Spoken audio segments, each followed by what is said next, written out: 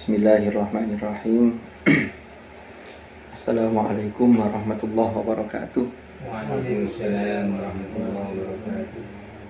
Alhamdulillah wassalatu wassalamu ala Rasulillah Sayyidina Muhammadin ibni Abdillah wa ala alihi wa sahbihi wa mawalah. Amma ba'd.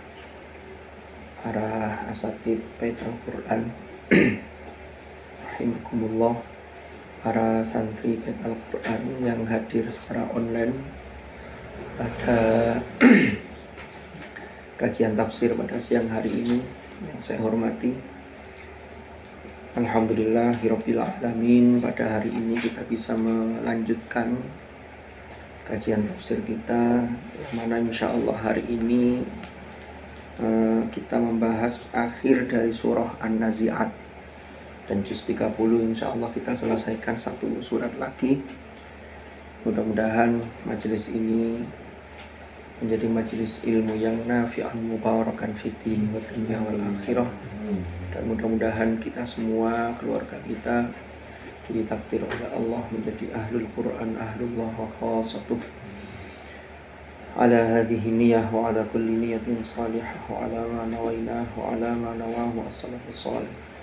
Thumma ila hadratin Nabi Mustafa Muhammadin sallallahu alaihi wasallam wa ila hadrati ikhwanihi minal anbiya wal mursalin was sahabati wat tabi'in wal ulama'il 'amilin wal musannifin wa a'immatil mujtahidin wal qurra wal mufassirin wa ila silsilatil masyayikhina fi ta'limin wa ta'allum wa masyayikhihim wa usulihim wa furu'ihim wa nafa'ana bihim wa bi ulumihim fid dharain amin. Al-Fatihah.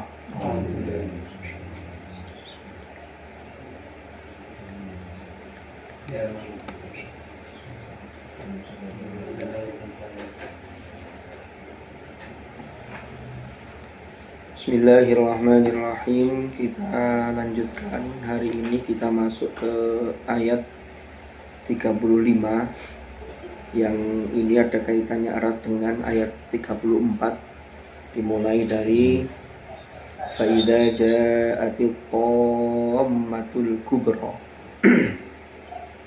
yaitu ayat 34, lalu kita lanjut di ayat ke 35. Okay? Di ayat ke 34 di pertemuan yang lalu ini, di dalam tafsirul Jalalain, Faida ja'atit tammatul kubra itu, atau at-tammatul kubra itu ditafsirkan dengan an-nafkhah ats-tsaniyah, yaitu tiupan sangkakala yang kedua, yaitu ketika ini setelah semuanya hancur, maka kemudian dibangkitkan untuk dimintai pertanggungjawaban. Lah ketika dibangkitkan itu, makanya di sini ditafsirkan an-nafkhah ats-tsaniyah, walaupun di mufassir yang lain ada yang menerjemahkan, ada yang menafsirkan at-tammatul kubra itu ya hari kiamat, prosesnya mulai dari tiupan sangkakala yang pertama sampai yang kedua. Nah, karena yang kedua ini berkaitan erat dengan ayat berikutnya, yauma yatadzakkarul insanu ma sa'a. Makanya Imam Jalaluddin Al-Mahalli itu menafsirkan dengan an-nafkhah ats-tsaniyah, yaitu tiupan sangkakala yang kedua. Karena yang kedua itu kan manusia dibangkitkan. Tapi kalau yang memahami at-tammatul kubra itu kan malapetaka yang terbesar, yang terdahsyat. Kemarin sudah kita bahas makna at-tammah itu, asal katanya maknanya itu adalah meliputi atau dia ini mencakup. Jadi malapetaka itu posisinya itu di atas malapetaka yang biasa. Makanya apalagi disifati dengan al-kubra. Nah, sekarang kita lanjutkan di ayat ke-35, yauma yatadzakkarul insanu ma sa'a. Yauma yatadzakkar, yaitu pada hari, ya maksudnya adalah pada hari ketika at-tammatul kubra, ketika datang tiupan sangkakala yang kedua itu, atau ketika datang hari kiamat. Ini sama-sama bisa masuk, tetapi kalau yang kedua ini lebih pada, karena ketika dibangkitkan itu kan orang akan dimintai pertanggungjawaban. Ya. Maka di ayat 35, pada hari itu manusia teringat apa yang telah dikerjakannya. Yauma yatadzakkarul insan ma sa'a. Sa'a, sebelum ke sa'a, ini yang menarik di ayat ini menggunakan yatadzakkar. Dulu ketika kita membahas surah Abasa, yang mana ada sahabat yang tunanetra namanya Abdullah ibnu Ummi Maktum, itu datang ke Rasulullah, maunya dia belajar, maunya dia mendapatkan peringatan.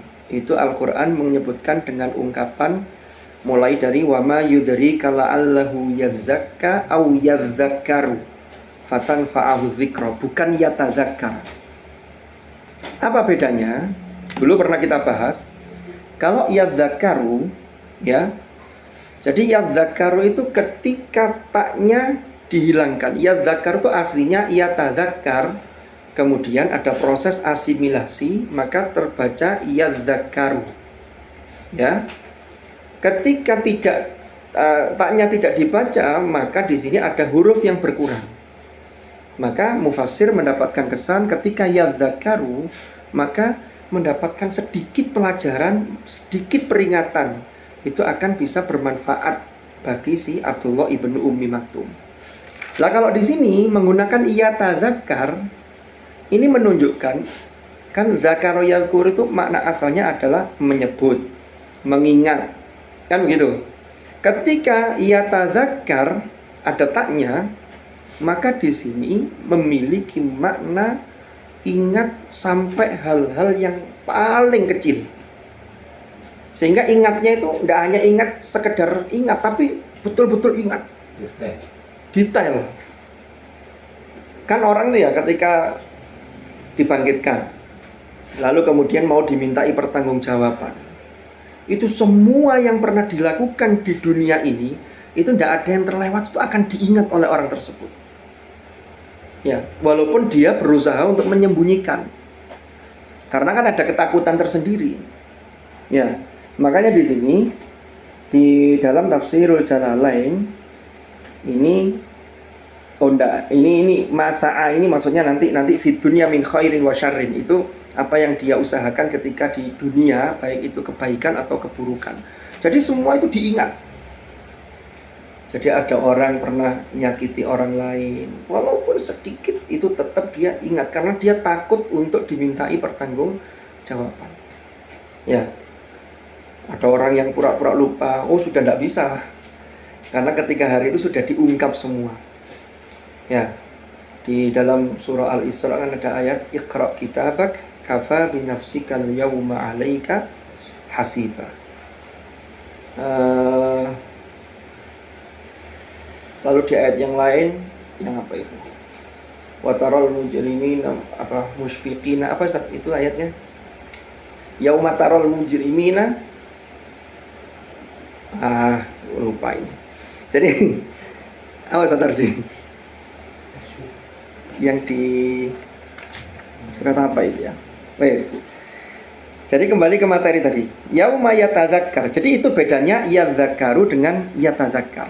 Ini nanti bisa jenengan bandingkan juga ketika di ayat di atas itu terkait dengan Fir'aun. Fakul halaka ila antazakka, itu aslinya tatazakka. Kan kemarin sudah kita bahas itu. Taknya dibuang satu, maksudnya Fir'aun itu sedikit saja masuk tidak mau sih membersihkan jiwanya, membersihkan dirinya, memperbaiki diri kan begitu. Nah ini kalau ia tazakkar itu berarti ingatannya sampai hal-hal yang terkecil, karena bangunan kata itu tidak hanya yadzakkaru tapi ia tazakkar. Masa'a, sa'a itu maknanya adalah yang telah ia usahakan, yang telah dia kerjakan, ya. Karena sa'a itu maknanya, kalau makna secara bahasa itu aslinya berusaha, tapi kemudian makna secara istilah kalau terkait dengan sa'a yas'a itu maknanya bisa juga berarti berlari-lari kecil. Makanya ada dalam prosesi umroh dan haji ada namanya sa'i, as-sa'yu kan begitu. Nah sa'i itu berlari-lari kecil. Itu kalau dikembalikan ke asal usul dulu sejarahnya, itu Sayyidah Hajar itu juga dalam rangka melakukan usaha yang sungguh-sungguh, sehingga dibuktikan dengan berlari-lari kecil yang hari ini kita nampak kilasi dalam ibadah sa'i itu. Nah ini yang menarik, kalau kita kaitkan dan kita lihat di dalam surah An-Najm ini. Di An-Najm itu ada ayat wa an laisa lil insani illa ma sa'a wa anna sa'yahu sawfa yura. Ayat 39 dan ayat 40. Yang maknanya adalah bahwa manusia itu hanya memperoleh apa yang telah diusahakannya. Ini kadang-kadang ada orang yang mohon maaf kurang tepat dalam memahami ayat ini. Dikira ayat ini menjadi dasar bahwa kiriman pahala atau kiriman doa itu tidak sampai kepada si mayit, karena dianggap ya sudah, dia sudah meninggal maka dia tidak dapat, karena ayatnya wa alaisa lil insani illa ma sa'a. Padahal kalau kita teliti lebih dalam lagi ya, doa dan lain-lain, pertama doa itu memang diajarkan di dalam Al-Quran, seperti kaum Ansor dan kaum Muhajirin itu yang kemudian diabadikan doanya dalam surah Al-Hasyr ya, walladzina ja'u min ba'dihim yaquluna rabbana ighfir lana wa li ikhwanina alladzina sabaquna bil iman wa la taj'al fi qulubina ghillan lil ladzina amanu rabbana innaka ra'ufur rahim. Terus yang kedua, harus kita pahami, orang yang mendapatkan doa itu tidak lepas dari usaha dia ketika dia hidup. Usaha itu bentuknya ya bermacam-macam. Contoh, anak yang soleh itu termasuk usaha dari orang tuanya, karena orang tua itu mendoakan nanti anaknya ini generasinya tumbuh menjadi generasi yang soleh. Itu bisa kita lihat umpama para santri bait pernah di zaman Rasulullah Sallallahu Alaihi Wasallam itu ada seorang anak yang anak itu kaya, lalu bapaknya ini sudah tidak bekerja dan kondisinya sudah tua. Tapi anaknya ini walaupun punya uang banyak, dia ini tidak mau menafkahi dan tidak mau memberikan kepada orang tuanya. Jadi seakan-akan sudah kacang-kacang lupa pada kulitnya. Akhirnya dengan terpaksa bapak ini mengambil harta si anak itu tanpa sepengetahuan anaknya. Akhirnya ketahuan kalau yang ngambil itu bapaknya, si anak ini lapor ke Rasulullah, ya Rasulullah, ini bapak saya ini kok ngambilin harta saya. Ya ternyata sebab musababnya Rasulullah tahu. Apa jawab Rasulullah? Anta wa maluka min kasbi abika, katanya. Kamu dan hartamu itu adalah min kasbi abika, yaitu dari hasil kerja bapakmu. Kan kita tidak mungkin hadir di dunia tanpa kehadiran, tanpa ada dari orang tua kita, kan gitu. Mulai dari wujudnya kita, perantaranya kan orang tua. Kalau kita lihat lagi Abu Lahab, tabbat yada abi lahabi wa tab ma aghna anhu maluhu wa ma kasab. Wa ma kasab itu dulu ketika kita membahas ayat ini, itu penafsirannya juga apa yang ia usahakan itu termasuk anak-anaknya itu tidak bisa memberikan pertolongan kepada Abu Lahab. Nah ini makanya doa anak soleh, apalagi di hadis kan jelas dikatakan bahwa idza mata banu adam in qata'a amaluhu illa min salasin shadaqatin jariyatin aw ilmin yuntafa'u bih aw waladin shalihin yad'u lahu. Terus orang meninggalkan sesuatu, umpama meninggalkan satu lembaga. Almarhum salah satu guru kita ya, Ustaz Arabi, itu kan dulu ikut ngerintis di bait ini. Maka kalau sekarang bait ini, bait Al-Qur'an ini tetap berjalan, pembelajarannya berjalan, dilanjutkan oleh asatidz yang ada di sini. Itu beliau tuh karena rintisan beliau, perjuangan beliau dulu, itu tetap beliau dapat cipratan kiriman pahala. Itu juga apa yang beliau usahakan ketika hidup. Jadi kalau orang sudah mati, memang sudah tidak bisa dia melakukan usaha secara mandiri, tapi celengannya masih ada. Itulah yang disebutkan dalam surah Yasin, inna nahnu nuhyil mauta wa naktubu ma qaddamu wa atharahum wa kullu syai'in ahsaynahu fi imamin mubin. Makanya lanjutannya ayatnya wa anna sa'yahu sawfa yura. Jadi segala bentuk usaha itu kelak akan diperlihatkan kepada orang tersebut. Nah itu kalau di dalam surah An-Nazi'at ini dikatakan di sini yauma yatadzakkarul insanu masa. Jadi kalau yang ingat kebaikan maka bersyukur, dan tetap biasanya dalam riwayat itu dijelaskan ada penyesalan, kenapa kok tidak lebih dari ini. Tapi kalau yang durhaka jelas penyesalan, jelas ingin kembali ke dunia, tapi kan tidak bisa. Jadi segala kebaikan dan keburukan itu akan tampak betul ketika hari kiamat, apalagi ketika an-nafkha ats-tsaniyah, yaitu tiupan sangkakala yang kedua. Begitu. Sekarang kita lanjutkan. Setelah itu prosesnya apa? Nah, ini kan runtutannya kemarin sudah kita bahas strukturnya. Jadi berapa ayat pertama bicara tentang malaikat mencabut nyawa itu ke orang-orang kafir bagaimana, ke orang mukmin bagaimana, kan begitu. Lalu kemudian mengingatkan orang-orang musyrikin Mekah, karena surat An-Nazi'at ini termasuk Makkiyah.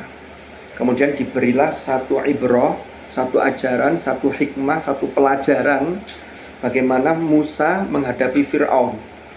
Nah kalau Fir'aunnya itu adalah ibarat bagi musyrikin Mekah, Nabi Musa itu untuk meneguhkan, mensuplai energi positif, support spiritual, support emosional bagi Hadratur Rasul Sallallahu Alaihi Wasallam. Lalu kemudian diingatkan aneka nikmat Allah. Mulailah diberi perumpamaan termasuk a'antum asyaddu khalqan amis sama banaha. Nah kemarin sudah ya, sampai pada bumi, yang dari bumi itu dikeluarkan air dan tanaman yang subur sehingga untuk makan binatang ternak, mata'allakum wa li'an'amikum. Lah diingatkan lagi hari kiamat. Lalu kemudian setelah prosesi terjadi kiamat itu, baik tiupan sangkakala yang kedua, yang pertama dilanjutkan yang kedua, apa yang terjadi? Wa burrizatil jahimu liman yara. Nah ini ayat yang berikutnya. Wa burrizat. Burrizat itu dari baroza, itu asal katanya. Kemudian mengikuti timbangan kata fa'ala barroza, kemudian dibentuk pasif atau mabni majhul, wa burrizat. Burrizat ay ubhirat, ditampakkan. Tetapi dalam bahasa Arab antara dhahara dengan baroza, abhara dengan barroza, itu tampaknya itu lebih jelas yang burrizat.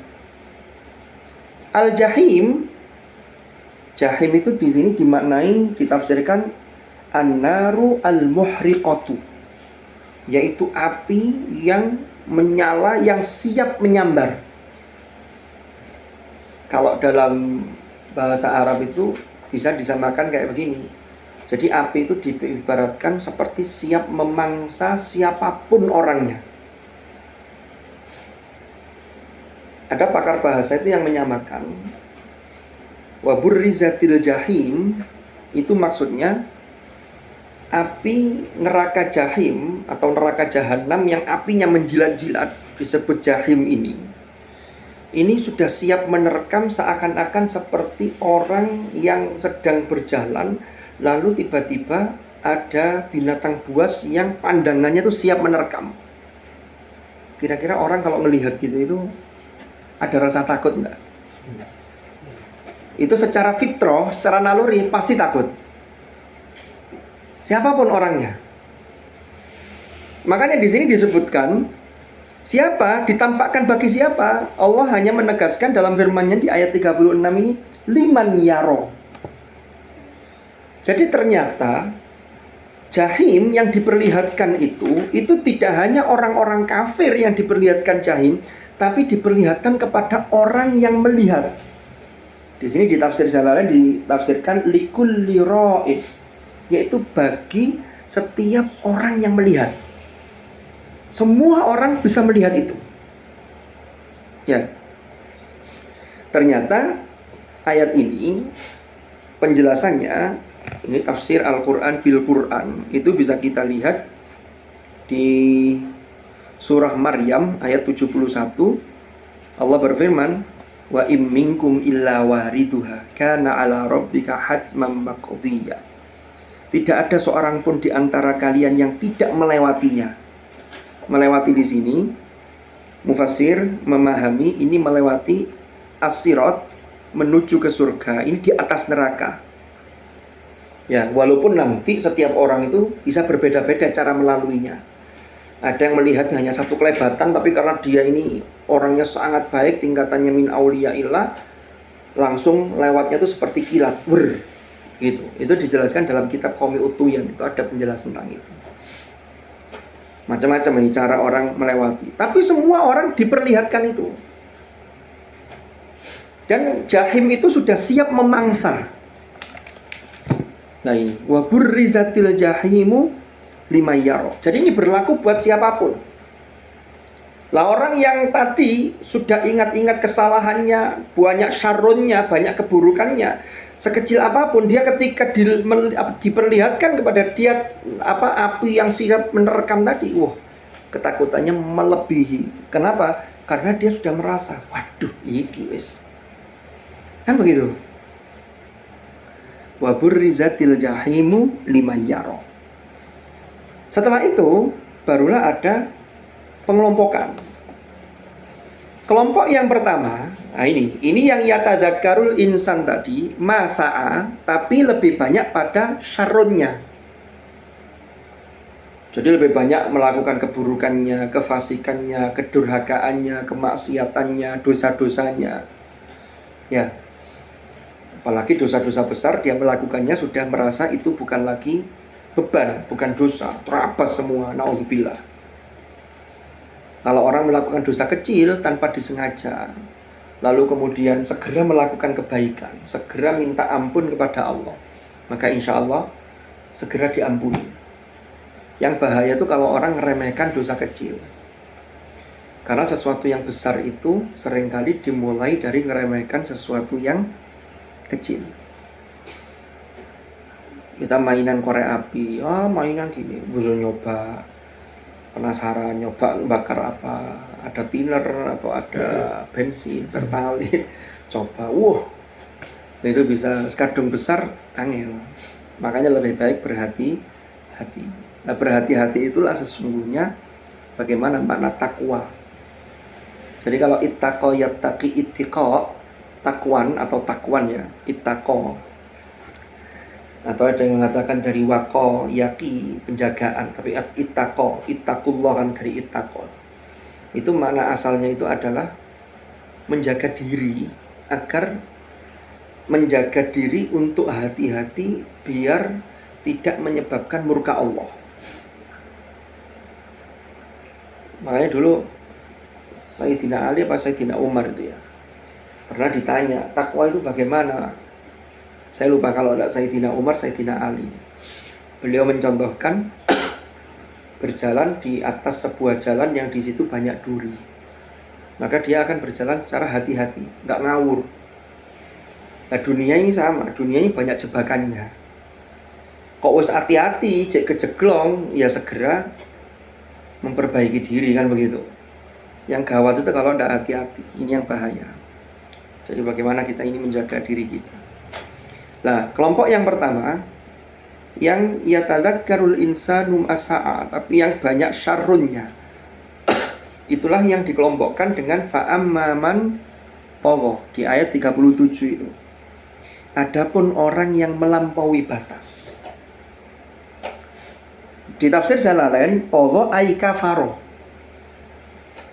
Kafaro itu makna asalnya menutup. Semakin tutupnya semakin tebal, karena yang ditutup itu kebenaran. Maka semakin ditutup kebenaran yang masuk, yang kebenaran itu ibarat cahaya, maka cahaya itu akan semakin sulit menembus.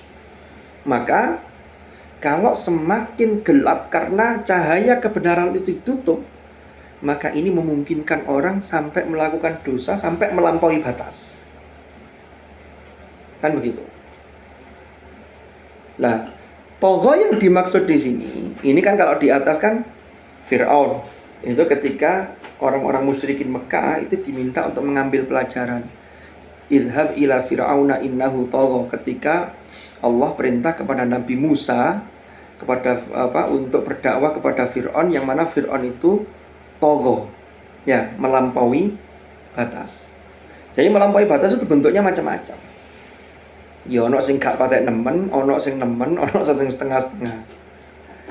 Itu sudah melampaui batas. Kafaro. Nah, itu penyebabnya dari kufur tadi itu.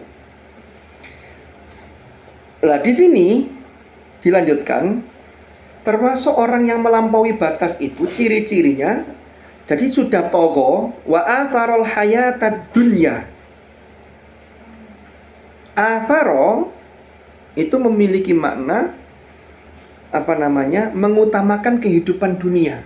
Artinya mengutamakan kehidupan dunia itu sudah mengabaikan norma-norma dan nilai-nilai agama.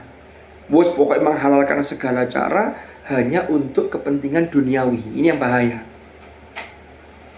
Makanya ada hadis au kama qol, hubbud dunya ra'su kulli khati'at. Kan begitu. Cinta dunia itu adalah ra'su kulli khati'ah. Itu adalah pangkal dari semua kesalahan, keburukan, dosa. Itu gara-garanya hubbud dunya. Jadi, nah ini kadang-kadang banyak orang salah paham. Ada orang beli motor baru, motornya sepedanya anyar, itu seneng dunia itu. Itu harus dilihat parameternya. Kita ini memang hidup di dunia, sehingga dunia ini harus bisa memiliki makna akhirat. Kalau dunia itu tujuannya untuk mazra'atul akhirah, maka dunia itu tidak berhenti dunia, tapi untuk akhirat. Maka kalau itu pasti orang akan hati-hati, tidak ngawur. Tapi kalau hanya memperkaya diri untuk sombong-sombongan, untuk melakukan kemaksiatan, itulah yang disebut wa atharul hayatad dunya. Nah, ini yang harus kita pilah. Kan kalau Allah memberi anugerah kepada kita, lalu kita berikan sesuatu, lalu kita gunakan untuk tujuan ibadah kepada Allah, untuk tujuan menghamba kepada Allah, ya, untuk bagaimana bisa bermanfaat bagi orang lain dan lain seterusnya, itu tidak bisa masuk kategori hubbud dunya, nanti dulu. Ya. Kalau ulama sufi itu memberi rambu-rambu itu gampang, tapi pelaksanaannya sulit. Ramburannya begini. An la tamlika syai'an wa la yamlikuka syai'un. Engkau tidak merasa memiliki sesuatu dan engkau tidak dimiliki oleh sesuatu. Sehingga dunia itu hanya wasilah. Begitu. Tetap fokus ibadah, tapi dunia ini menjadi wasilah.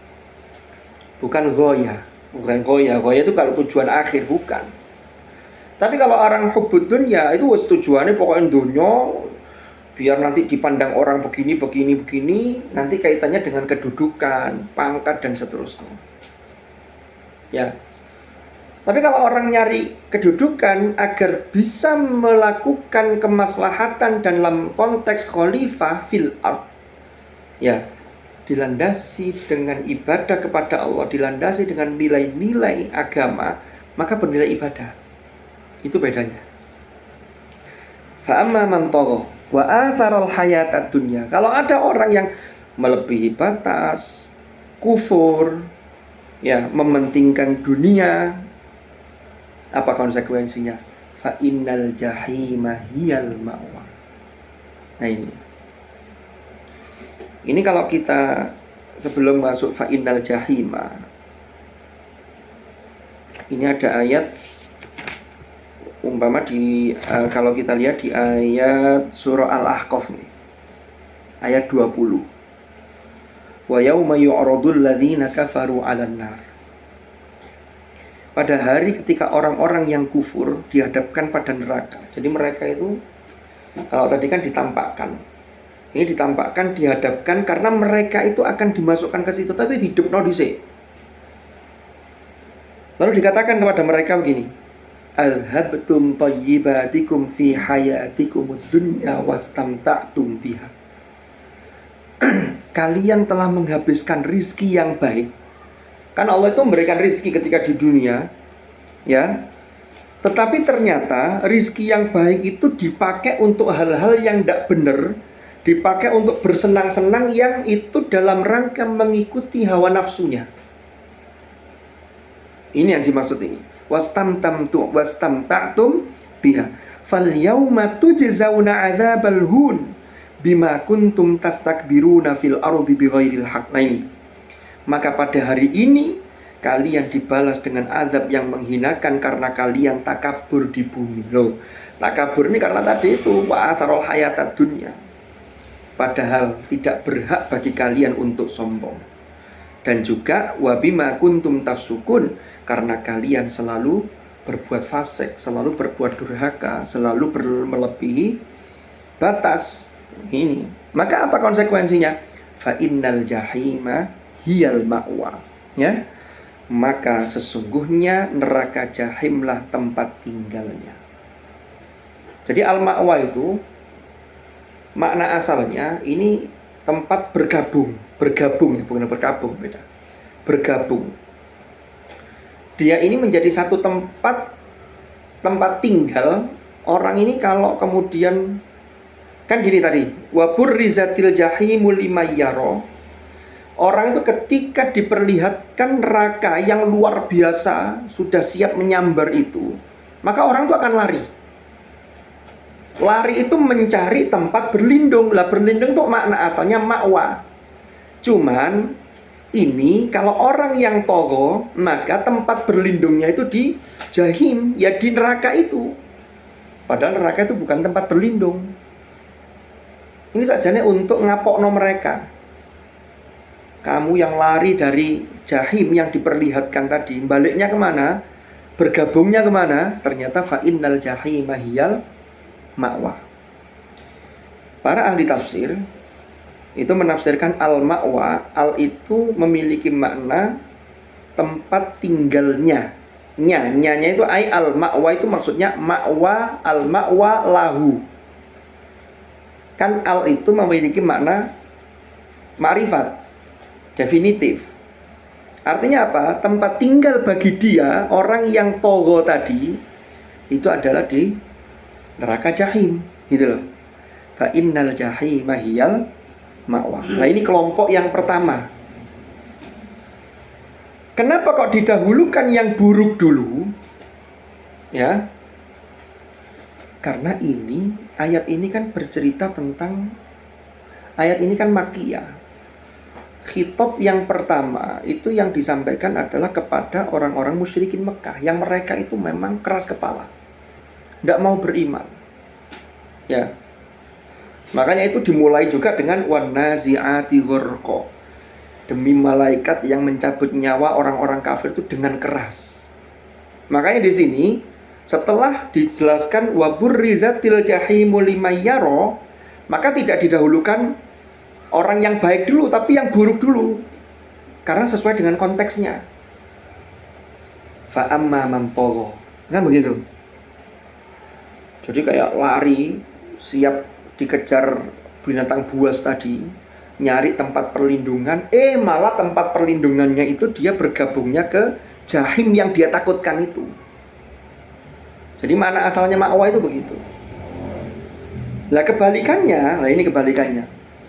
Wa amma man khafa maqama rabbih wa nahan nafsa 'anil hawa. Ayat 40. Adapun orang-orang yang takut pada kebesaran Tuhannya dan dia menahan diri dari keinginan hawa nafsunya, maka konsekuensinya fa innal jannata hiyal ma'wa. Sama-sama ma'wa, tapi ma'wanya orang yang togho dengan yang khofa itu beda. Nah sekarang kita lihat. Wa amma man khofa maqama rabbih. Adapun orang yang takut maqama rabbih. Maqam itu kalau dalam kajian ilmu bahasa Arab atau kajian morfologi Arab, itu dia bisa isim zaman, bisa isim makan. Apa isim zaman itu? Yaitu kata benda yang menunjukkan waktu. Kalau makan menunjukkan tempat. Pertama, ada yang mendapatkan kesan dari ayat ini. Inilah kehebatan Al-Quran nih, para santri bait Al-Quran, para asatid yang saya hormati. Jadi yang pertama itu bisa difahami begini. Wa amma man khafa maqama rabbih. Maqama rabbih itu adalah, kalau difahami tempat berdiri, berarti tempat berdirinya man, orang itu di hadapan Allah. Ketika nanti di akhirat semua orang akan mempertanggungjawabkan apa yang dia lakukan di dunia. Dia sudah mikir, sudah takut. Ya Allah, apa ya yang saya persiapkan nanti ketika saya berdiri di hadapan Allah. Kalau itu zaman. Kalau itu makan, berarti tempat berdiri saya di hadapan Allah. Maka dia takut, dia sudah mempersiapkan dirinya. Kalau masih kurang kebaikannya, ditambah. Kalau masih banyak keburukannya, berusaha untuk selalu dikurangi keburukan itu. Harus lebih berat timbangan kebaikannya. Fa amma man thaqulat mawazinuhu fahuwa fi 'ishatir radiyah. Dalam surah Al-Qari'ah itu kan begitu.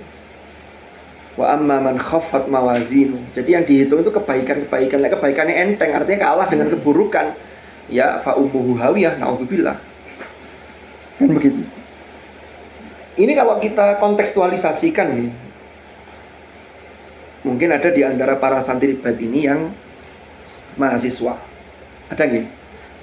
Mungkin ikut kajian online pada siang hari ini. Kita ambil contoh saja. Kita itu mau menghadap makhluk saja, yang makhluk itu dalam tanda petik punya kedudukan yang lebih tinggi dibanding kita. Kita aja persiapan. Mahasiswa bimbingan akhir, skripsi, bimbingan tugas akhir. Ada dosen pembimbing. Pertanyaannya, ketika mahasiswa ini mau menghadap dosen pembimbing untuk bimbingan skripsi atau minta ACC, kira-kira berani nggak mahasiswa itu tiba-tiba maju tanpa persiapan? Ditanya oleh dosennya, apa yang sampean tulis ini? Terus teorinya apa? Guyu-guyu, nggak tahu Pak. Kira-kira gimana dosennya? Sampean ini gimana? Ngadep nulis, ngadep itu nggak persiapan. Itu baru makhluk loh ya. Maka kalau orang yang khafa maqama rabbih itu, dia ini sudah berpikir, ya Allah, nanti ketika saya berdiri di hadapan panjenengan untuk mempertanggungjawabkan amal saya ini, apa yang sudah saya siapkan? Kan begitu. Yang kedua, penafsirannya bisa begini. Makom itu kedudukan. Makom itu kedudukan. Wah, itu makomnya tinggi tuh, makomnya wali, kan begitu. Itu makom bermakna kedudukan. Karena asalnya kan tempat berdiri atau waktu berdiri. Tapi makom itu bisa punya makna kedudukan. Karena orang yang punya kedudukan yang kuat itu disimbolkan dengan dia berdiri dengan kokoh, sehingga dimaknai kedudukan. Maka penafsiran yang kedua itu bisa ditafsirkan begini. Adapun orang yang takut terhadap kebesaran dan kedudukan dan keagungan Tuhannya, berarti yang agung ini Allahnya. Maka dia sudah persiapan karena dia takut.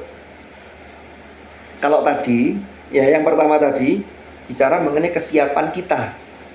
Apa sih yang sudah kita siapkan? Yang kedua, ini bicara mengenai man khafa maqama rabbih, itu sudah takut dengan kebesaran Allah.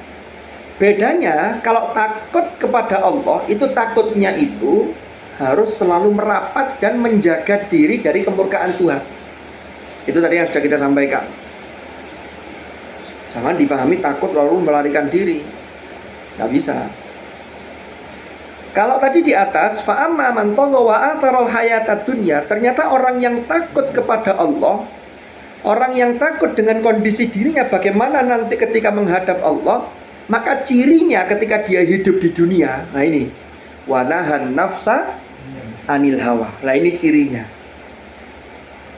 Apa itu wanahan nafsa anil hawa? Naha itu maknanya menahan. Yang menarik, ayat ini tidak menggunakan,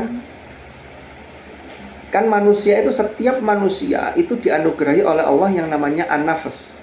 Dulu pernah kita bahas. Nafsu yang paling rendah namanya yang nafsu yang al-ammarah bisu. Ya.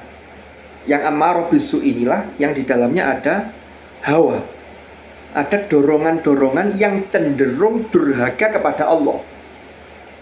Atau dorongan-dorongan yang tidak sesuai dengan aturan yang ditetapkan oleh Allah.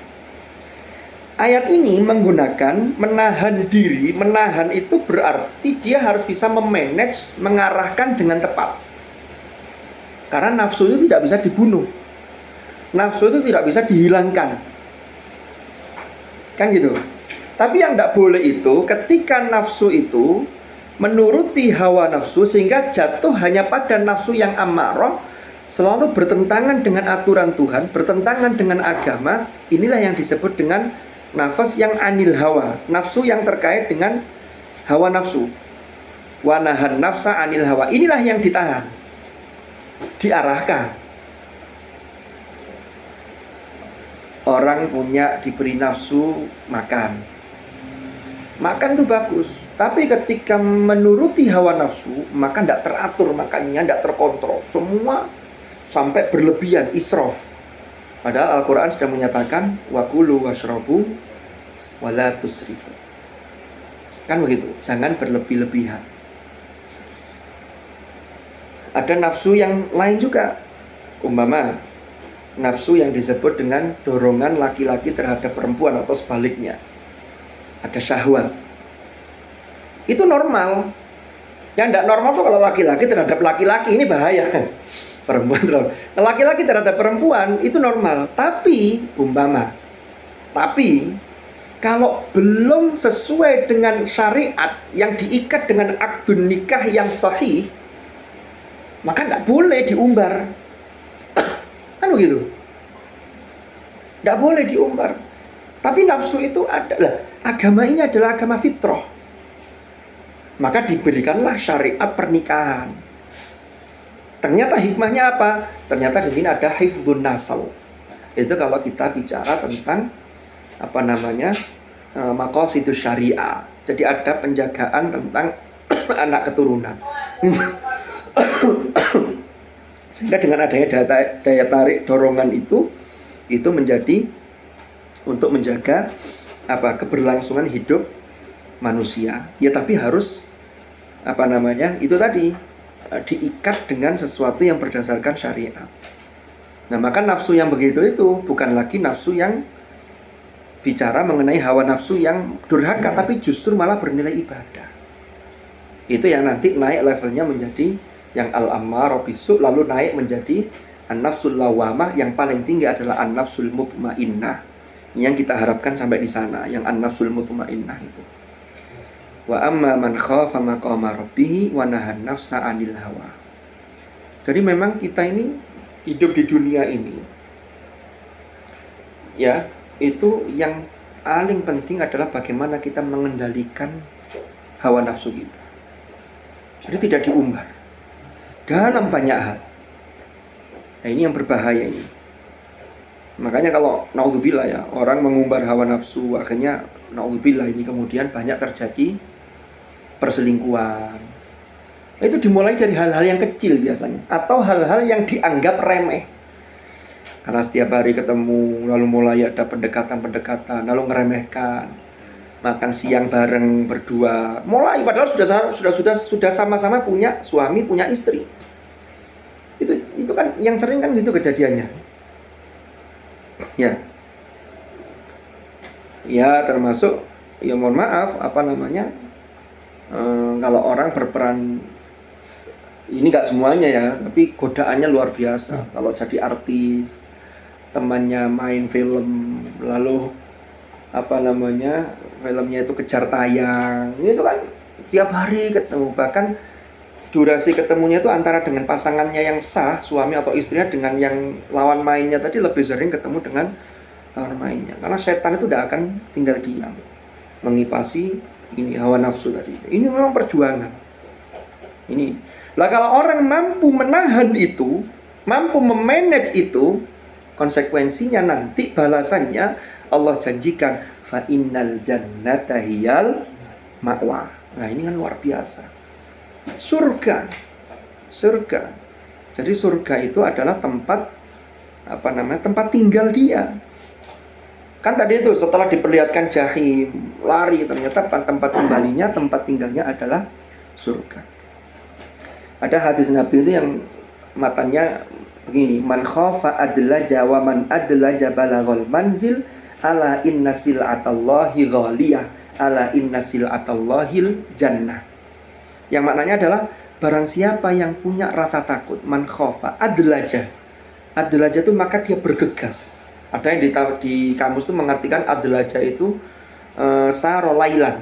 Dia bergegas itu maksudnya bergegas lari untuk melakukan kebaikan, meninggalkan keburukan. Ya, diibaratkan walaupun itu tengah malam dia melakukan itu, lari. Waman adlaja balaghal manzil. Barang siapa yang bergegas dengan segera, maka dia akan sampai di al-manzil. Ya, di tempat tinggal. Ya tadi itu, lari dari ketakutan sampai di tempat yang dia merasa aman di situ. Ala inna sil'atallahi ghaliyah. Ingatlah bahwa perdagangan Allah, artinya komoditas bersama dengan Allah, itu mahal. Ala inna sil'atallahil jannah. Ingatlah bahwa perdagangan dengan Allah itu adalah surga. Jadi surga, nanti balasannya itu surga. Nah, surga itu nikmat yang tidak pernah terhenti. Jadi betul-betul luar biasa. Nah, itu janji Allah. Makanya di sini fa innal jannata hiyal ma'wa. Jadi khofa tadi itu memang betul-betul perjuangannya luar biasa. Nah, lanjutannya ini. Setelah dipaparkan begini ini, ternyata kafir Quraisy itu masih keras kepala. Orang sudah dikasih tahu kebaikan, masih tidak mau tahu. Sudah diajak ngaji, masih berat. Mau begitu. Sudah di-share, ini hari ini ada kajian tafsir. Yang menurut saya memang ada yang betul-betul tidak bisa karena ada kesibukan apa, barengan dengan ujian skripsi, banyak barengan dengan bimbingan, barengan dengan kuliah, barengan dengan kerja.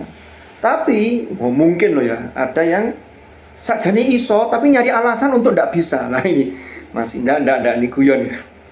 Kembali ke materi. Orang-orang kafir Quraisy itu ternyata masih membangkang, justru malah ngece apa ya?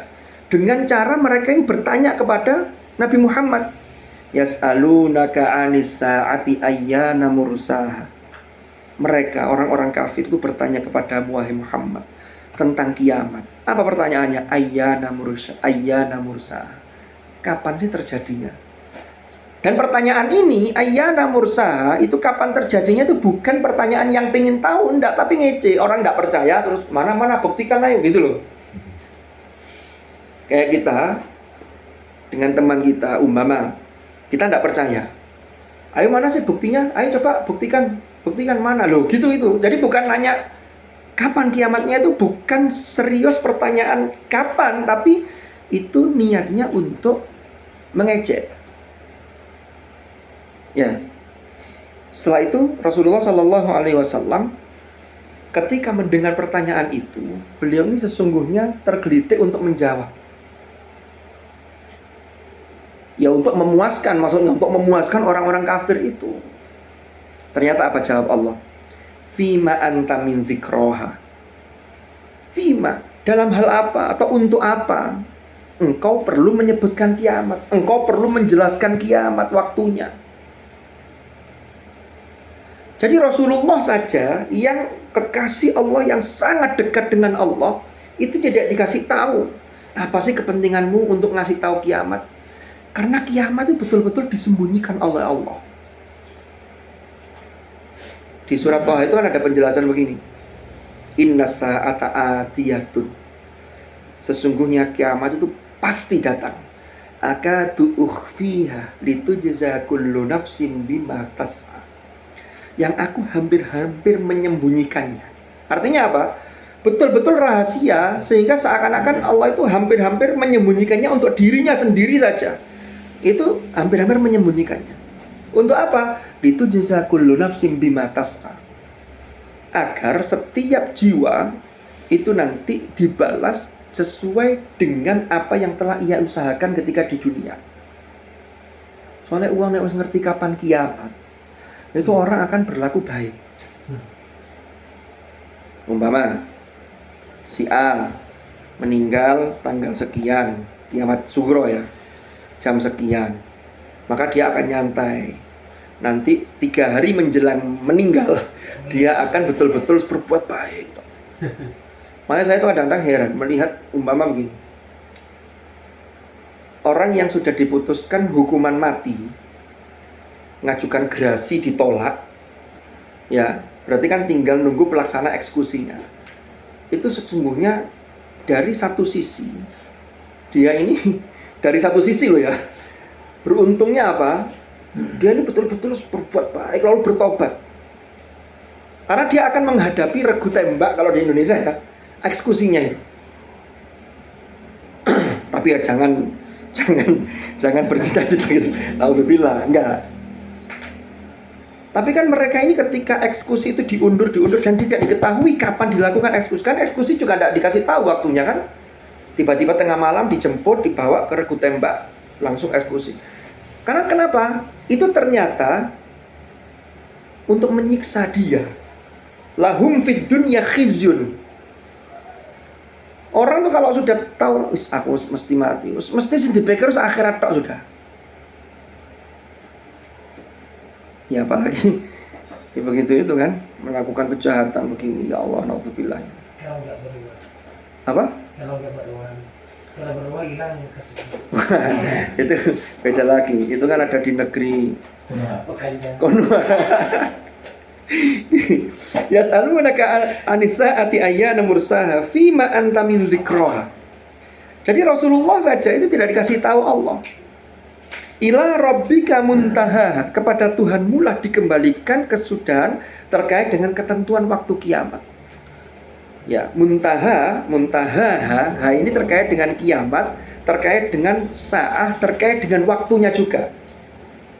Pokoknya urusan kiamat itu kepada Tuhanmu, hanya urusannya Allah itu.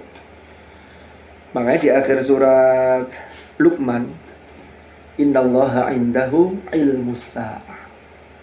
Sesungguhnya di sisi Allah itulah pengetahuan tentang kiamat. Nah kalau tanda-tandanya mendekati kiamat ya sudah banyak. Karena memang dalam pandangan Allah kiamat itu sangat dekat. Nah begitu. Lalu dilanjutkan Rasulullah, Allah Subhanahu wa taala menyampaikan kepada Rasulullah, innama anta munziru man yakhshaha. Engkau wahai Muhammad hanyalah pemberi peringatan kepada siapa yang takut kepada hari kiamat. Jadi begini, kalau saya umpama saya kan ngajar di kelas, di kampus, saya sampaikan kepada mahasiswa saya, tolong kerjakan tugas ini, terakhir saya deadline besok. Lupa kok besok Pak, kok mendadak sekali. Wes terserah kalian, saya hanya mengingatkan kepada yang mau mengerjakan tugas. Pertanyaannya begini, peringatan itu aslinya untuk semua mahasiswa kan? Tapi karena banyak yang bangkang tidak mau mengerjakan tadi, akhirnya saya bilang begini, ya sudahlah, terserah kalian. Pokoknya saya hanya mengingatkan yang mau mengerjakan saja. Bukan berarti yang tidak mau mengerjakan lalu merasa bebas. Tidak, tetap kena konsekuensi dia. Lah Rasulullah Muhammad SAW itu mengingatkan manusia secara keseluruhan. Tapi nek gak gelem, ya wes sudah serahkan kepada Allah. Kenapa? Karena ternyata yang mau diberi peringatan itu hanyalah orang-orang yang takut hari kiamat. Karena punya rasa takut tadi. Lek gak petiblas nang hari kiamat itu ya bahaya. Dia akan nerabas segala sesuatu. Apalagi orang yang tidak percaya dengan hari kebangkitan. Dia pasti melakukan semua semena-mena. Merasa hartanya itu bisa membeli segala sesuatu, termasuk nyuap malaikat. Tidak bisa. Dikira malaikat penjaga itu atau malaikat yang nyatat itu bisa dibayar berapa, lalu nanti catatannya bisa berubah. Tidak bisa. Iya, kalau masih di dunia itu kemungkinan itu masih bisa terjadi. Orang yang kelihatannya hebat begini, ya kadang-kadang belum tentu. Orang yang kelihatannya biasa-biasa tapi ternyata prinsipnya idealisme kuat juga ada, kan begitu. Terakhir ayat ini ditutup dengan ka'annahum yauma yarawnaha lam yalbathu illa ashiyatan aw duhaha. Ka'annahum yauma yarawnaha, pada hari ketika melihat hari kiamat itu. Jadi mereka ini ya, apalagi orang-orang yang perilakunya di dunia itu buruk, maka mereka itu akan merasa seakan-akan itu tinggal di dunia atau tinggal di kubur. Kalau di tafsir jalan lain ditafsirkan fi kuburihim, itu hanya sebentar. Orang yang durhaka di dunia, tiba-tiba dia mati, lalu terjadi hari kiamat, hisab, maka dia merasa urip di dunia itu yang dulu diagung-agungkan itu mek dilu. Di kuburan, di alam barzakh, menunggu sampai dibangkitkan itu juga ternyata sebentar. Itulah mereka protes, ya wailana man ba'atsana min marqadina hadza ma wa'ada ar-rahmanu wa sadaqal mursalun.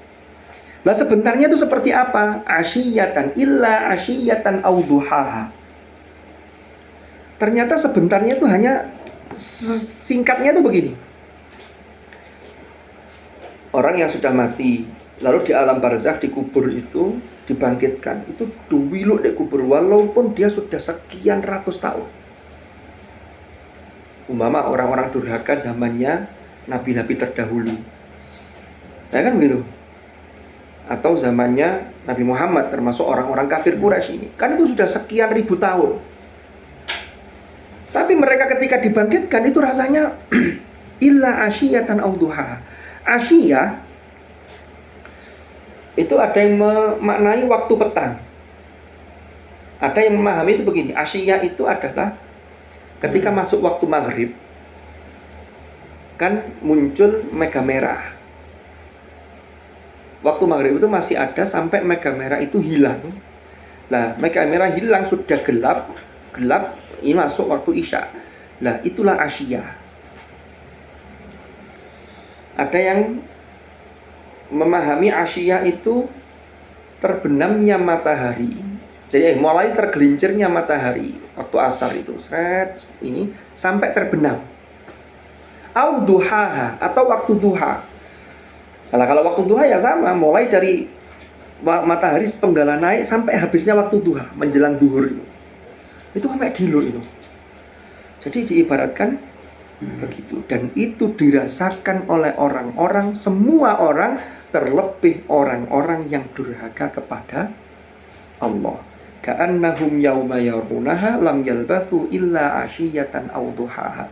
Ini adalah peringatan keras bagi orang-orang yang durhaka, termasuk khitab yang pertama kali disampaikannya surat Makkiyah ini, yaitu kafir Quraisy Mekah, bahwa tiba urip itu sesaat.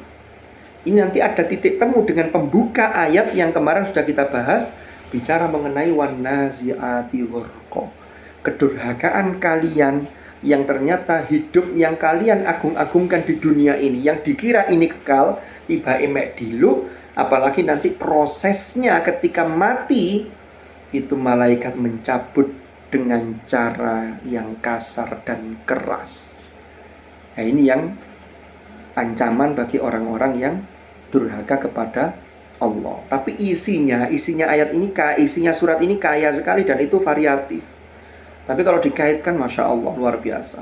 Sampai digambarkan Fir'aun, sampai diberi informasi aneka anugerah nikmat Allah ketika di dunia ini seperti apa. Lalu diberi perbandingan, lebih dahsyat mana penciptaan langit dan penciptaan kalian, kan begitu. Padahal penciptaan langit itu, langit yang ini sudah pernah kita bahas. Lalu kemudian ketika tiba hari kiamat, apalagi ditiupkan sangkakala yang kedua, maka setiap apapun yang dilakukan manusia tidak akan lepas dari ingatan, pasti ingat semua. Apalagi di situ sudah disodori sebuah catatan, yang catatan itu tidak akan terlewat sedikit pun. Lalu semua orang akan diperlihatkan neraka jahim yang itu siap menyambar seperti binatang buas yang siap menerkam. Semua orang ketakutan, tinggal nanti amalnya. Tinggal nanti apa yang diusahakan ketika di dunia, inilah yang akan mendownload rahmat Allah sehingga bisa memberi pertolongan kepada kita ketika kita menghadapi episode ini nanti di akhirat. Mudah-mudahan kita semakin hari menjadi pribadi yang semakin baik, sehingga apa yang kita lakukan ini senantiasa bernilai ibadah dan mendapatkan ridho Allah Subhanahu wa Ta'ala. Termasuk kajian kita, ngaji tafsir kita ini mudah-mudahan menjadi bagian bagaimana mengupgrade ketakwaan kita nih.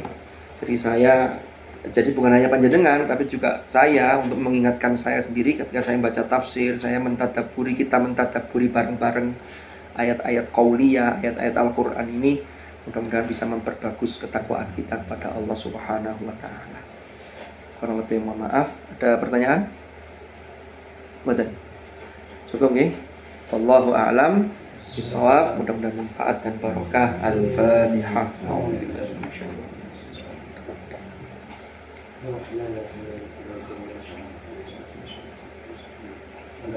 Bismillahirrahmanirrahim. Alhamdulillahirabbil alamin. Allahumma shalli wa sallim ala sayyidina Muhammad. Allahumma anfa'na ma 'allamtana wa bima 'allamtana wa 'allimna ma yanfa'una warzuqna 'ilman nafi'a. Allahumma ma'al Qur'an ij'alna wa auladana wa dhurriyyatina wa ahlana wa ashabana wa tullabana min ahlil Qur'an wa min ahlil ilmi wa ahlil khair wa min alladhina astafaita min ibadika alladhina warithu kitabak wa sabaqu bil khairati bi'idnik birahmatika ya arhamar rahimin. Allahumma ja'al ijtima'ana hadha ijtima'an marhuma wa tafarruqana min ba'dihi tafarruqan ma'suma wa la taj'al ma'ana wa fina shaqiyyan wa la mahruma birahmatika ya arhamar rahimin. Wa sallallahu ala sayyidina Muhammadin walhamdulillahi rabbil alamin. Al-Fatihah.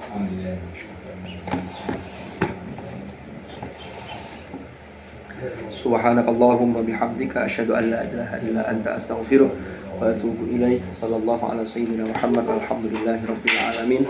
Hadanallahu iyyakum ajma'in. Al-afa minkum. Wassalamu alaikum warahmatullahi wabarakatuh.